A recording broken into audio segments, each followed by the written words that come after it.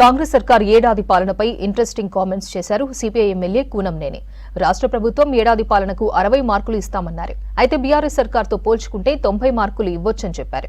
ఎన్నికల హామీలను అమలు చేయాల్సిన బాధ్యత కాంగ్రెస్ నేతలపై ఉందన్నారు. వైఎస్ తరహాలో ప్రతిరోజు సీఎం రేవంత్ రెడ్డి ప్రజలకు 1 గంట పాటు సమయం ఇవ్వాలన్నారు కూనంనేని. ఇతర అనేక అంశాలకు సంబంధించి కూడా ఈ సంవత్సర కాలంలో ఉన్నదానిలో బెటర్గా మేము భావిస్తూ నేను ఈ సంవత్సర కాలం పాలనకి 60 మార్కులతో ఫస్ట్ క్లాస్ మార్కులు ఇస్తున్నాం. 60 మార్కులతో డిస్టింక్షన్ కాదు. ఇంకా మీరు జాగ్రత్తలు పడితే 70 మార్కులకు వచ్చేట్టుకు వస్తుంది.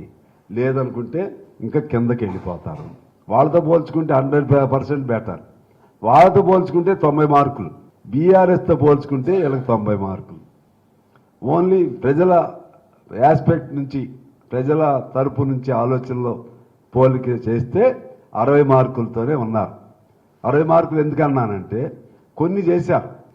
కరెంటుది ఫ్రీ అవుతుంది, చాలా ఇంకా లోటుపాట్లు ఉండవని కాదు. తప్పుని తప్పు అని చెప్తున్నాం, ఒప్పుని ఒప్పు అని చెప్తున్నాం.